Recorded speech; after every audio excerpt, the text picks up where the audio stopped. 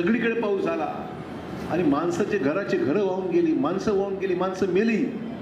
आपलं थोडंसं नुकसान झालं, मी काही कमी म्हणत नाही.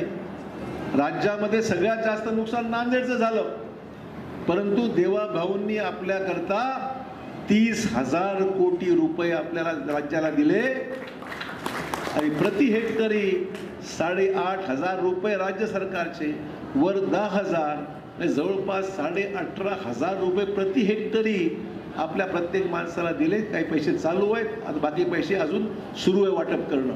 आहेत विषय, खिशात पैसा नसतो बऱ्याचशा वेळेस.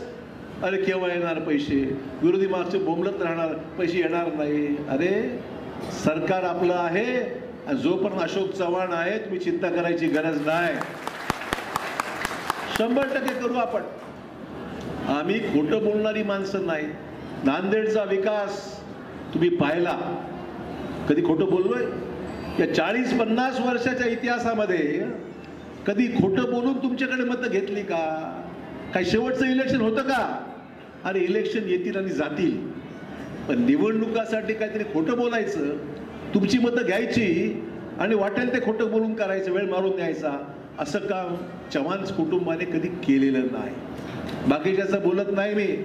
बाकीच्यांचा कार्यक्रम फक्त शिव्या द्यायच्या आणि मतं घ्यायची. माझी आव्हान तुम्हाला राहणार आहे, शिव्या देऊन मतं मागणाऱ्याला गावात उभं करू नका, गावाच्या बाहेर काढा. शिव्या देऊन मतदान मिळणार नाही.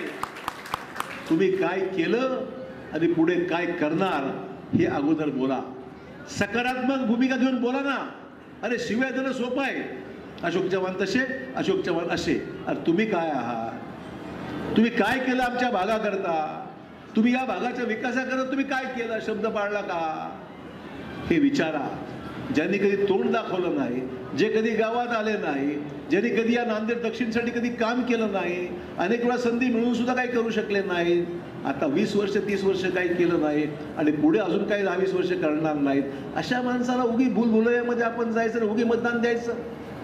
आपलं मत म्हणजे या राज्याची सत्ता, या जिल्हा परिषदची सत्ता, या नगरपालिकेची सत्ता, या महापालिकेची सत्ता, पंचायत समिती सत्ता. माणसं आपली आणा, जीवाभावाची आणा आणि अशोक चव्हाण म्हणतील ते ऐकणारी माणसं आणा. हे मला तुम्हाला सांगायचं आहे. तुम्ही म्हणताल ना साहेब तुमच्याकडे बघितल्याने मतदान दिलं, तुम्ही म्हणता नंतर साहेब आम्हाला काय माहिती, तुम्ही सांगितलं अमुका धोंड्याला मत द्या, आम्ही तिला धोंड्याला मतदान दिलं. आता ते माणूस ऐकत नाही. म्हणून मला एवढं सांगायचं आहे, माझं ऐकणाऱ्या माणसाला निवडून द्या. तुमचा गॅरंटर म्हणून अशोक चव्हाण आहे, चिंता करू नका. गॅरंटी माहिती आहे ना, गॅरंटी कशी असते ती. बँकेमध्ये कर्ज काढलं आणि बँकेचे हप्ते भरले नाही तर नोटीस कोणाला जाते? गॅरंटरला. तसं मी तुमचा गॅरंटर आहे. कोणी फेल झालं तर नोटीस मला पाठवा, जिम्मेदारी मी घेतो, तुम्ही चिंता करायची गरज नाही. मला खात्री आहे तुम्हाला असा उमेदवार देऊ की ज्याची गॅरंटी मी घेतल्यानंतर मला नोटीस तुमची येणार नाही, असाच उमेदवार तुम्हाला देऊ. अद्यापही आम्हाला निर्णयाला यायचं आहे. सांगायचं तात्पर्य एवढंच आहे, कार्यालय सुरू झालं म्हणजे या ठिकाणी धूमधडाका सुरू झाला की इलेक्शन लागतंय. आता इलेक्शन लागतंय, जिल्हा परिषद लागेल, 8 दिवसात लागते इलेक्शन. जिल्हा परिषदचं इलेक्शन लागणार. तर मला बघायचं आहे जेवढी माणसं इकडे दिवसा आहेत फेसबुकवर, रात्री तिकडे जाऊ नका कुठं. खाली संध्याकाळी रोज पाहावं लागते. सकाळी आमच्याकडं, रात्री तिकडं कुठे दिसते मला. रोज बघतो मी किती आले आणि किती गेले. आता तशी भानगड काही करू नका. तुम्ही करत नाही, तिकडं असते बऱ्याच ठिकाणी असं. सकाळी इकडं, दुपारी तिकडं, रात्री तिसरीकडं जातात. साहेब अशोक चव्हाणाकडे एवढी माणसं बसली होती बघा. घोगरे आपला बघा तिकडे कसं बसलाय, असं टंटवी बसलाय बघा. म्हणजे तुमचं म्हणत नाही, सांगतो. लोक हल्ली रोज कोण कुठे बसतंय. घोगरे आमचा धडाडीचा कार्यकर्ता आहे, तिकडे न्याय मिळाला नाही म्हणतो घोगरे तुम्ही लाईन चुकली, आता ये माझ्याकडे बघू कसं करायचं, तुम्ही चिंता करू नका म्हणतो. ज्यांच्यावर अन्याय झालेला आहे त्याला न्याय द्यायचं काम अशोक चव्हाण केल्याशिवाय राहणार नाही.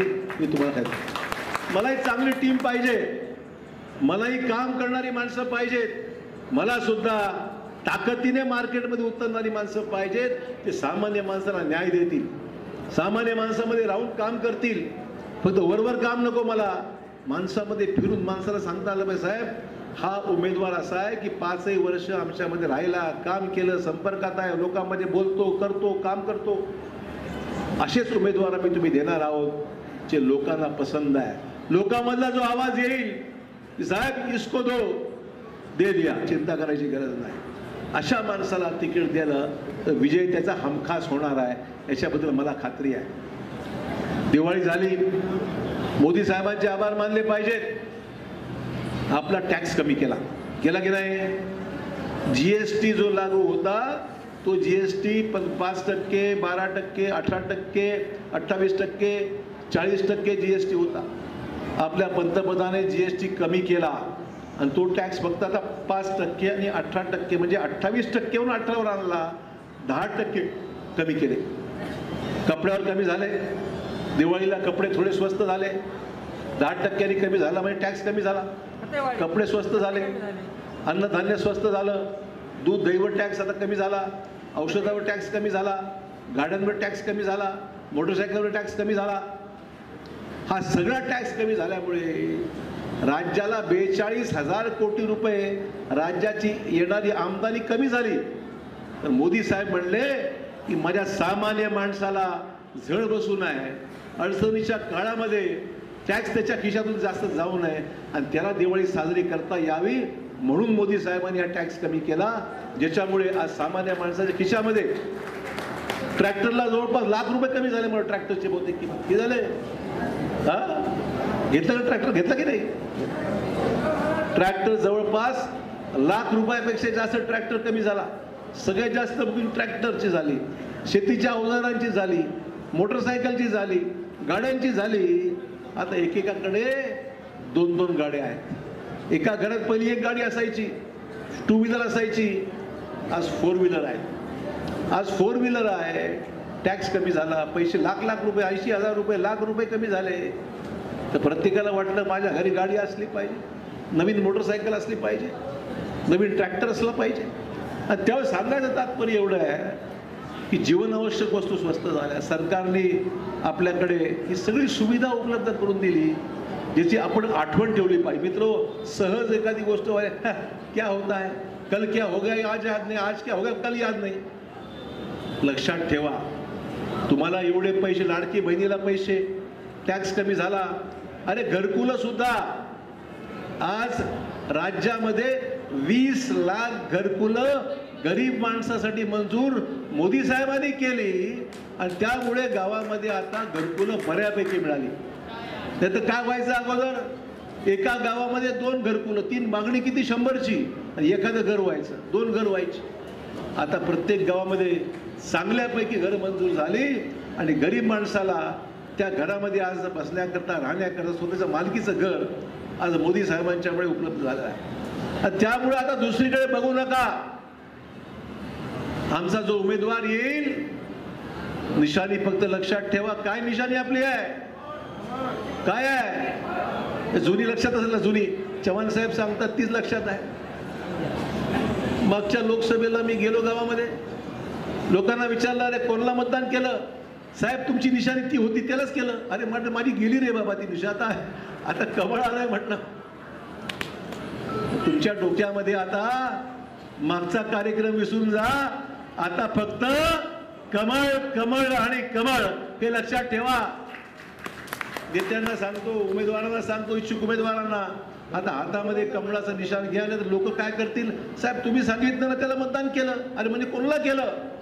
साहेब मागचं आपलं होतं ना. अरे मागचं संपलं आता विषय, मागचा विषय नाही. आता निर्णय जो झालेला आहे तो म्हणजे मोदी साहेबांच्या नेतृत्वाखाली, देवा भाऊच्या नेतृत्वाखाली आपला जिल्ह्यासाठी माझे हात मजबूत करा. माझा जिल्हा मला पुढे न्यायचा आहे. माझे 5, मी खासदार 6 वर्षाचा खासदार, चिंता करू नका. म्हणजे विधानसभेची पुढची निवडणूक संपेपर्यंत 1 वर्ष अजून मी आहे. 6 वर्षाचा खासदार आहे मी, चिंता करू नका.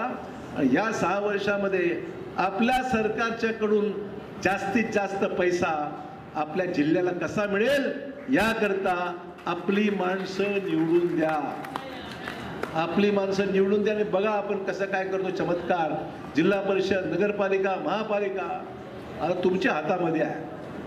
तुम्ही जर काहीतरी भानगडी केली की मग भानगड झाली म्हणून समजा. त्यामुळे जबाबदारी तुमची आहे, जबाबदारी तुमची आहे. तुम्हाला आता या निवडणुकीमध्ये खूप मेहनत करावी लागणार आहे आणि ही मेहनत अशी करा. नाही तर कसं असते, शेवटच्या 2 दिवसाचा कार्यक्रम खरा कार्यक्रम असते. 10 दिवस कार्यक्रम करतात, आखरी में हमारे पास कौन आया, दिवाळी झाली की नाही. हा कार्यक्रम घेऊन जर कार्यक्रम केला तर मग आपलं नुकसान होईल आणि मग सोम्या गोम्या कोण येईल आणि त्याची लॉटरी लागली की समजा सगळं त्याची लॉटरी लागेल. मग तुमचं काय होणार आहे, लॉटरी त्याची लागल आणि तुम्हाला मात्र पहिले पाडे 55. असं जर करायची वेळ आली तर मला दोष देऊ नका की साहेब आता काय करावं, असा आला चुकून आला, लोक ऐकले नाहीत, जातीवाद झाला, हे झालं ते झालं, आमचा माणूस इकडे गेला तो तिकडे गेला. अशा भानगडी काही करू नका. ग्रामपंचायतची भानगडी असते ना आपली, एक गट इकडं दुसरा गट तिकडं. आता ग्रामपंचायत निवडणूक लागणार की संपले झाले तुमच्या पुढे आहेत. हा ग्रामपंचायत लागायची अजून, पण त्या ग्रामपंचायतमध्ये एक गट इकडे आला, दुसरा गट तिकडे गेला. आता गावात गेलो चहा प्यायला, शिंदे म्हणले साहेब, घोगरे म्हणले साहेब इकडे चहा प्यायला जावं लागते. आम्ही जातो, आम्हाला काय माहिती असते. अच्छा तिकडं चहा प्यायला गेला का, आमची मतं नको का, नको तो नको म्हणता आम्ही चालू तिकडं. अरे एका चहामुळं इकडं मतं तिकडे मतं जर केली तर चहा न पिलेला बरा. मग म्हणून मी यांना म्हणतो की बाबा चहाला जास्त घेऊ नका. हा चहा गुळाचा चहा नको, उत्तम चहा आली काय, नवीन नवीन चहा आले काय काय आलं की तेव्हाच ठाऊक. प्रत्येक गावामध्ये दुकान लागलंय, उत्तम चहा, गुळाचा चहा, ह्याचा चहा त्याचा चहा. हे चहा पिला की गावात भानगड झाली म्हणून समजा. याच्याकडे गेला आमच्याकडे आला नाही, आमच्याकडे आला त्यांच्याकडे. अरे चहा किती प्यायचा, आणि चहा पिला म्हणजे समजा मतं मायनस झाली. आणि त्याच्या गावात त्याचं काय आम्हाला काय माहिती असतं. आणि त्यामुळं आमचं म्हणणं एवढंच आहे, कृपया कोणाकडे चहाला गेलो, कोणाकडे जेवायला गेलो, जावं लागते कुठेतरी. त्यामुळे त्याच्यावर गावातली भांडण करून उगा आमच्या उमेदवाराला नुकसान करू नका, अशी माझी आपल्या सर्वाला विनंती आहे. जातीवाद हे ते भानगडी विसरून जा, काही कामाचं नाही आहे. इलेक्शन संपलं की संपला की नाही विषय. आता इलेक्शन परत सुरू झालं काय. माझं म्हणणं या निवडणुकीपुरते लोकांना वापरण्याचं काम हे काही ठिकाणी जबरदस्तीने चालू आहे. कृपया त्याला बळी पडू नका. आपला जिल्हा सगळ्यापेक्षा वेगळा आहे. नांदेड जिल्हा सगळ्यापासून वेगळा आहे, वेगळ्या विचाराचा आहे. समाजाचं काम झालं पाहिजे, नाही म्हणत नाही. सामाजिक प्रश्न सुटले पाहिजे, समाजाला न्याय मिळाला पाहिजे, यात वाद नाही आहे. पण निवडणुकीमध्ये त्याचा फायदा घ्यायचा, मतं खराब करायची, हा जो कार्यक्रम असेल तर त्या कार्यक्रमामध्ये हे निवडणूक होईपर्यंत आम्ही कुठंच भानगडीत जाणार नाही. ही भूमिका प्रांजळपणे आपण घेतली पाहिजे. नाहीतर मग आपलं जर माथं जर खराब झालं, आपण जर काहीतरी भानगडे करायला गेलो, त्याचा फटका मात्र उमेदवाराला झाल्याशिवाय राहणार नाही. हे सुद्धा मला मुद्दाम या ठिकाणी सुचवायचं आहे. पण मित्र, मला काय अधिक सांगायची गरज नाही. धनेगाव माझं आणि धनेगावची माणसं माझी आणि मी धनेगावचा आहे, हे मला मुद्दाम या ठिकाणी आवर्जून काय वेगळं सांगायची गरज नाही. त्यामुळे ही धनेगावची आठवण, शंकरराव चव्हाण साहेबाची आठवण ही ध्यानात ठेवा. आणि तीच परंपरा आपल्याला पुढे न्यायची आहे. ते लक्षात ठेवून एकजुटीने ताकदीने उभं राहावं. आपण दाखवून देऊ आपल्या भागामध्ये की आमच्यामध्ये कुठला वेगळा भूमिका नाही, कुणी वेगळा विचार नाही. आम्ही तुमच्याबरोबर, तुम्ही आमच्याबरोबर आहोत. हे जे ऋणानुबंध आपले जे संबंध आहेत ते कायम ठेवा आणि भाजपच्या उमेदवाराला या ठिकाणून आपण निवडून द्या, अशी आग्रहाची विनंती करून आपली रजा घेतो. जय हिंद, जय महाराष्ट्र.